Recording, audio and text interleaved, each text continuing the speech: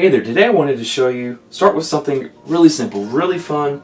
It's just a quick little magical game called 3-Card Monte. All you have to do is follow the ace, follow that red card, that ace. So it's very simple. So there's the ace, there's the 2, and the 3. So just follow the ace, follow the ace. I'll do this really slowly. Where do you think the ace is? And people will point to here, and I think you're right. Yep, there it is. There's the ace. And there's the 2. That means the 3 is here. Do you want to try again? Would you like to try again? Okay. We'll try it once more. Check this out. So there's the ace, the 2, and the 3. Watch. Very slowly. Ace. There's the 2 and the 3. I'll do this just a bit faster this time. Where's the ace? People point to here. So that's the 2. The ace was actually over here the whole time, and that means the 3 is here. You thought I did something kind of sneaky, didn't you? I did. I'll tell you how it works. So how it works, there are 3 cards, but you only have 2 eyes, which I know sounds weird, but naturally you're not going to be able to follow one of these other cards well. So instead of 3-card Monte, we're going to play 2-card Monte. We're going to make it really easy. So we're going to get rid of the 2, and now we have just the ace and the 3 to work with, okay? I'll do this very slowly.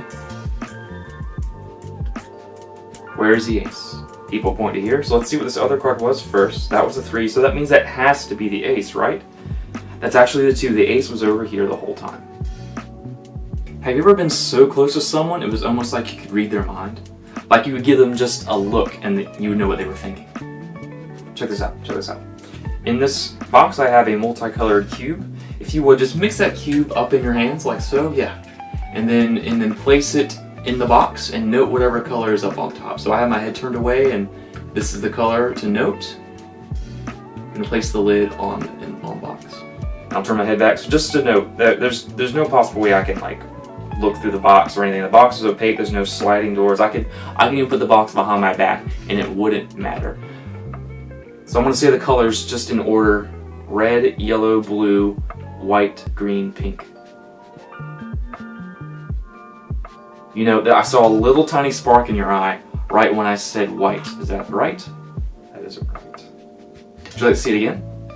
We'll do the same thing. So again, mix the colors up, and this is the color we'll remember. Put the lid on, and I'll turn my head back again. And again, just note, I could do it behind my back. It wouldn't matter. It's not about looking at the box in any sort of way. Red, yellow, blue, white, pink, green. It was a little trickier this time. You were trying to hold back, but I right when I said red, there's that spark in your eye again. I'd like to tell you a quick story. There was one time I was asleep and I woke up. Crazy, right? But when I woke up, I couldn't move my body. It was so strange. So when you sleep, sometimes your brain will paralyze your entire body. That way you don't move and hit yourself in your sleep. But I woke up and my body was still paralyzed. I couldn't do what I was commanding my body to do, to move. It was like I was hypnotized. So check this out. In this purse, I have 2 coins, a copper coin and a silver coin. And I like to use these 2 coins because they're really easy to tell apart. Not only because they're different colors, but the silver coin's actually a bit bigger than the copper coin. So, I've had you hold out your hand and close your hand up. And just to further isolate myself from the coins, I'm going to place this behind my back. And so, I'd like you to, just by feel, pull out that silver coin, which is the bigger coin, and so they'll do so. And now, almost like you're hypnotized, you are not going to be able to hand me the copper coin. Hold on to this deck of cards in your hands just like this. It's going to sound kind of weird, but close your eyes and imagine you're shuffling that deck of cards. I know it's kind of strange, right? Imagine you're shuffling that deck of cards and you take just 1 card out. Maybe not a card I could guess, not like a king or an ace, a card I couldn't guess. And so let's just say they choose the 8 of hearts. So you take that 8 of hearts and imagine you turn that 8 of hearts the wrong way. It's kind of weird, right? Like if all the cards are face up, the 8 of hearts is the only card face down. Imagine you do that. And imagine you shuffle the deck back up and you put it back in the box. Okay? Open your eyes. Your imagination is about to become reality.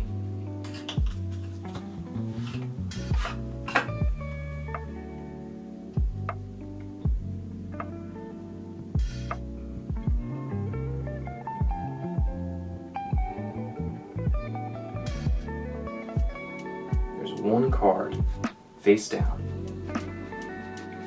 The Eight of Hearts. Hi there, hold on to this envelope in your hands just kind of like this, that's great. Inside that envelope are 4 playing cards, the 4 kings. So the King of Clubs and Spades, and the Kings of Heart and Diamond. Earlier, I took out 2 of those kings. Did I take out the red kings or the black kings? So the Kings of Hearts and Diamond, or the Kings of Club and Spades? And let's just say they say the red kings. So, the red kings. Now, if you were right, that'd be a 1 in 2 chance, right? That wouldn't be a bad trick. But let's raise the stakes a little bit. So when I had those red kings out, I actually turned one of them the wrong way. So that I turned the King of Hearts the wrong way, or the King of Diamonds the wrong way. Let's just say they say the King of Hearts. That'd be a 1 in 4 chance, right? If you were right. Check this out. Just very slowly. Nothing else in the envelope. There are 4 playing cards, and in fact, one of them is turned the wrong way. The King of Hearts, the card you named. Now, that was a 1 in 4 chance. Pretty good, right? What are the odds that you actually named the only king with a different colored back? Have you ever had a gut feeling about something?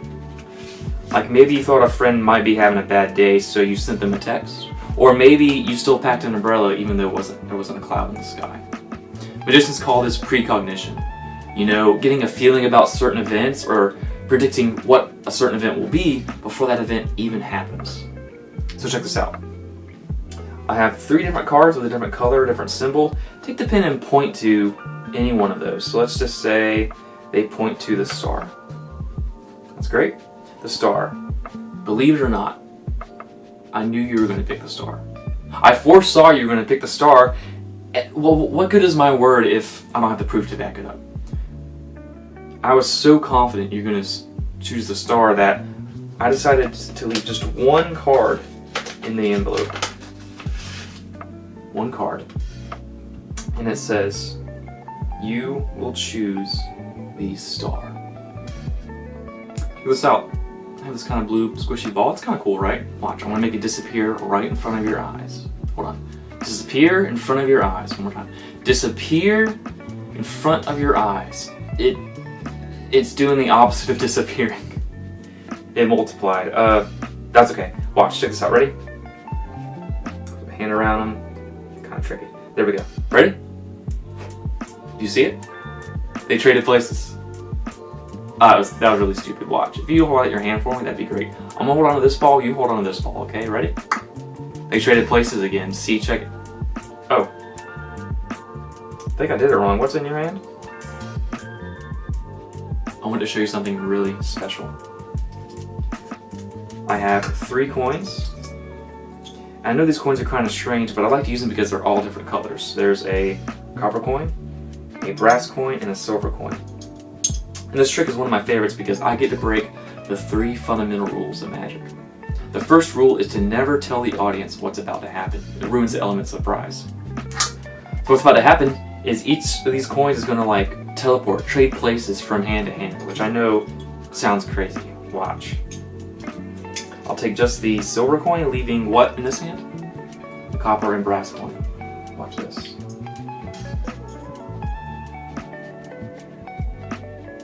Isn't that crazy? The second rule of magic is to never do the same trick twice. Do you want to see it again? Check it out. Watch. I'll do the exact same thing. Silver coin in this hand, copper and brass coin in this hand. Watch very slowly as again they trade places. Now the third rule of magic is to never tell the audience how the trick works. So how this trick works is that there are 3 coins, but you only have 2 eyes, which I know sounds weird, right? You'd be surprised what you miss. So watch, what I'll do is again, I'm going to take that silver coin and I'm going to leave it inside the purse. Inside the purse. Lock it inside the purse. So there's no way that silver coin could get out of that purse and trade places with the... There's no way that silver coin could trade places with the copper and brass coins. Hey there, today I want to attempt 3 tests of extrasensory perception.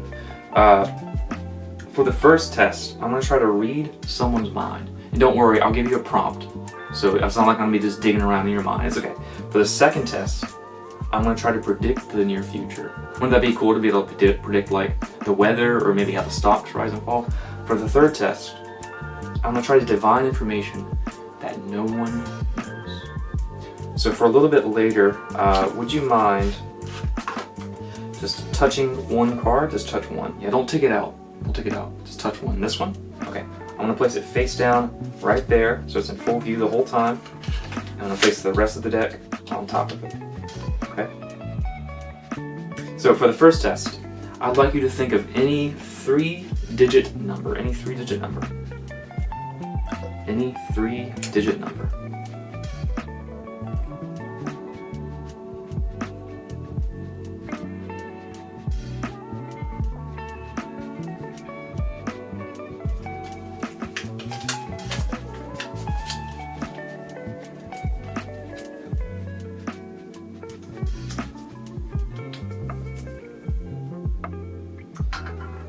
So what was the number they were thinking of? And let's just say they thought of 889. 889.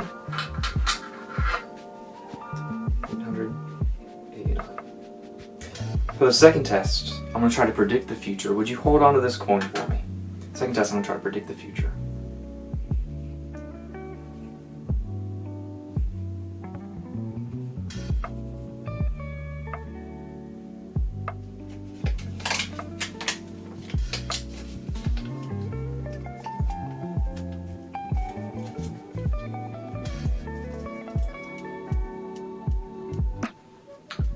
I'm going to predict the future of a coin toss. So let's see, it was the tails.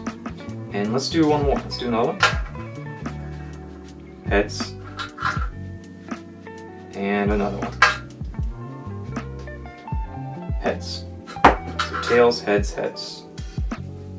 Lastly, I'm going to try to divine information that no one knows. This card has been sitting in plain view the whole time, but its identity has not been known to anyone.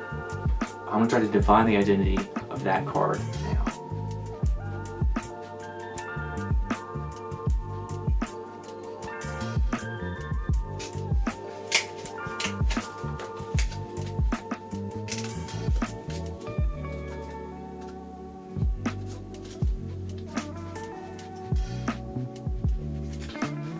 For the first time, lift up that card and reveal its identity to the world. So it was the Queen of Diamonds. Queen of Diamonds.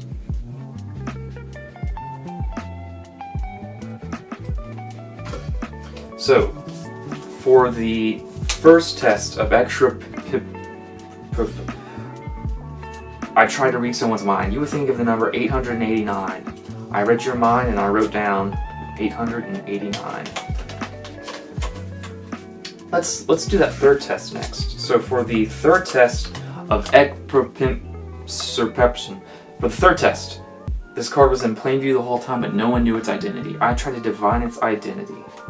Out of 1 in 52 cards, I divined that it was in fact the Queen of Diamonds. For the second test that we did, I tried to predict the future.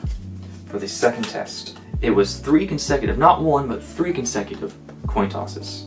The results were tails, heads, heads. Before it even happened, I predicted that it was going to be tails, heads, heads.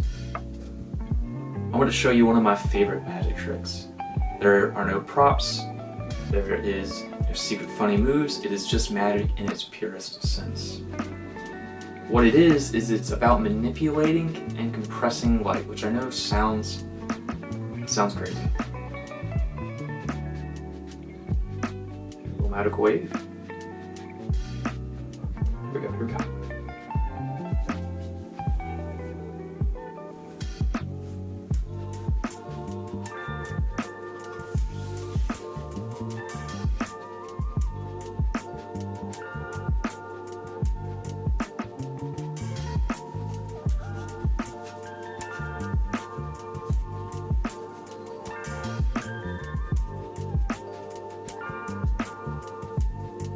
Magical wave again.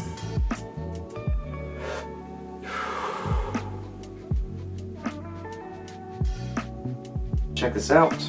Would you just touch one card? Don't take it out, otherwise I might be able to accidentally see it. So just touch one. Let's just say they touch touch this one. Do you want to change your mind? You want the card to the left or the right? You want this one? Okay. I'll give you a quick peek at it. See it? And keep your attention on that card. Keep your attention on that card. I'm going to bury it into the deck, but you're going to be able to see it until just the very last moment. Just the very last moment. You still see the corner right there. You'll be able to see it until the very last moment. There it is. Now, it'd be one thing if I just went through the cards and picked yours out, but instead what I'm going to do is I'm going to actually place these cards in the box and lock them inside of the card box. So that way I can't get in or out of that card box, at least very easily. And I'm going to place it inside of my pocket. Okay? My record time is 5 seconds. Ready? Start counting. 1 card.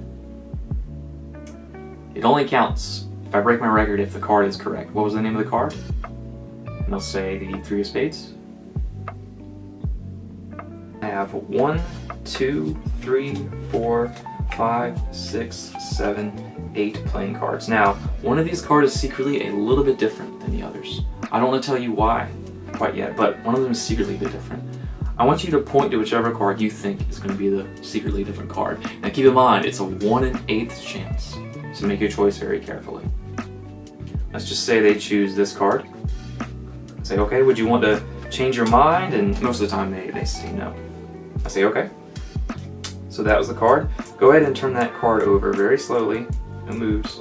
5 of spades. Believe it or not, that was the correct choice because all these other cards are actually completely blank.